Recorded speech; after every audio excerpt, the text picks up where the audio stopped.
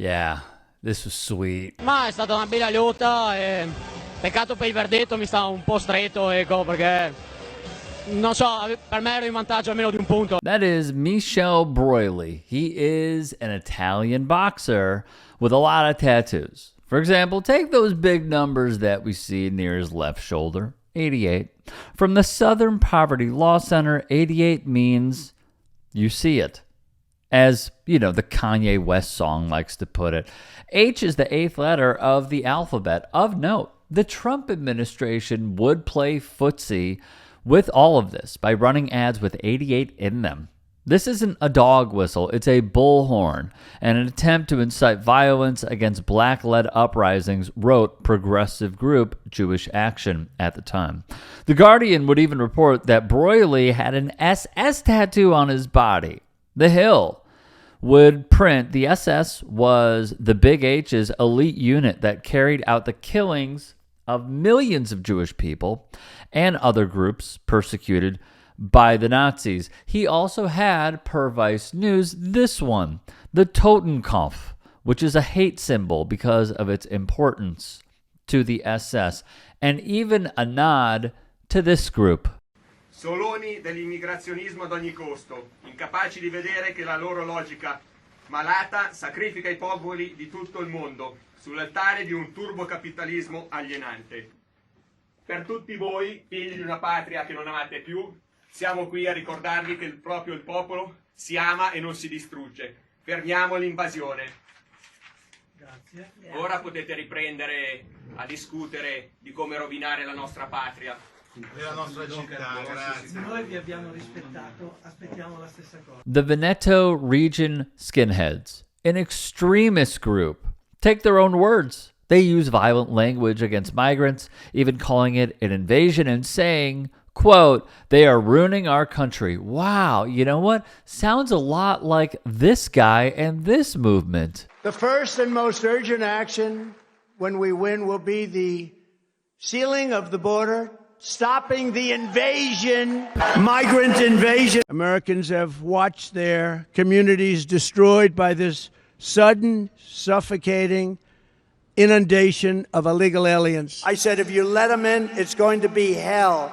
They are vicious, violent criminals. These are stone cold killers. They'll walk into your kitchen, they'll cut your throat. These people are animals now. They'll say, oh, that's a terrible thing for him to say. No. These people are animals, criminals, and we have to get them the hell out of our country because they're ruining the fabric of our country. But I digress. Meanwhile, Broily's coach, whose name is Dennis Conte, would say, and I quote, the Nazi symbols on his body, they were made in their youth. Michel is an example of fairness in the ring and is an example for all our 40 young athletes. Here's why you should call BS on this exact line. Per Vice again. Conte is the former head of the neo-fascist New Force Party and ran for local elections under the far-right Brothers of Italy party. Just my opinion. If you are out there, and he wasn't even a part of these groups, defending a Nazi, you're still a Nazi. But then to have direct ties to these groups in the region, oh, no, sir, you're not fooling us. And that's when we introduce his opponent, Michel's opponent, of course, Hassan Nourdine. Born in Morocco, Nourdine fought out of Italy and is nicknamed the Shark. He'd only begin boxing at the age of 22. That was later than Sergio Martinez, to give you some sort of insights. Here was the face-off between Broily and Nourdine. If a picture is worth 1,000 words, this could be classified as 200,000. An immigrant against an ideology that directly contradicts his own existence. They would face off. And let me tell you, Broily would train.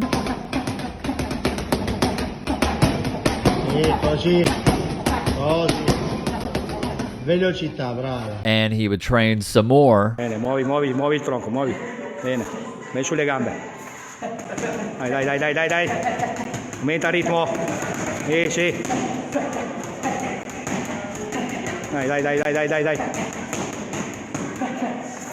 Bravo. Vai, mastica. And he would train some more. Hey, very quick break in the action. If you like what I'm doing here, if you support what I'm doing here, become a paid channel member and or go to buymeacoffee.com. Everything absolutely helps. Thank you.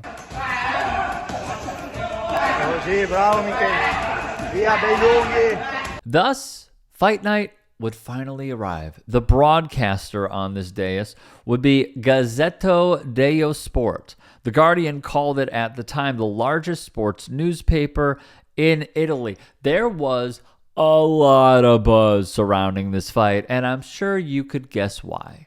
But in the crowd, not only did Broily supporters sing Nazi songs, but they also did a lot of this. Can't happen. Thank you.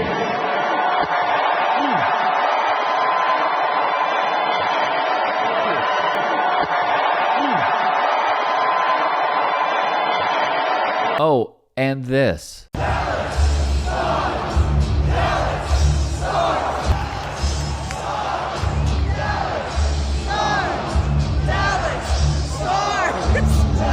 And a bunch of this. The only way that they win is we retreat, and we're not going to retreat. We're not going to surrender. We're not going to quit. Fight, fight, fight.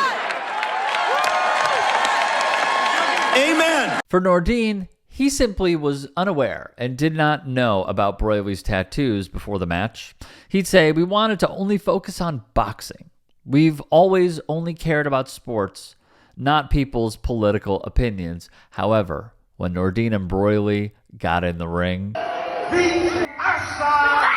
Oh, Nordine beat his ass. He beat a Nazi's ass.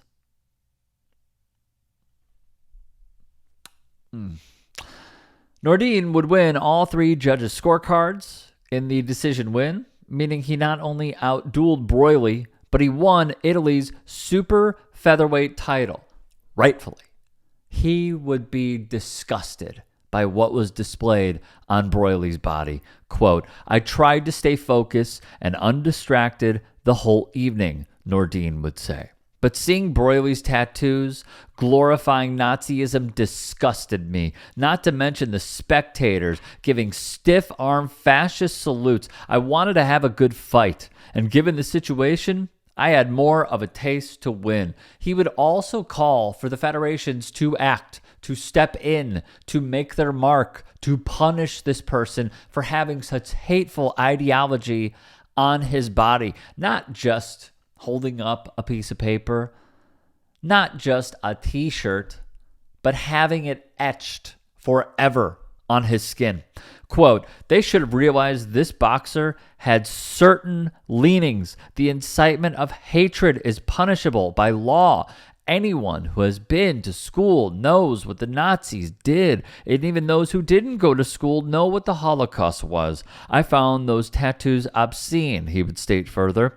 "There is no justification. For me, all this is not normal, but I cannot deny that beating someone with those tattoos is a victory worth double." In the aftermath, he would be suspended, Broily, of course. The bout against Nordine came in September of 2021. His next contest was in July of 2023, which he won. His final bout, October of 2024. This should have never taken place. And the only way to really say that you oppose fascism, that you oppose white supremacy, is having some sort of legislation and having some sort of action take place. Am I glad it happened? No. But am I glad that a Moroccan, Italian beat up on a fucking Nazi? Yeah. Every day and twice on Sunday.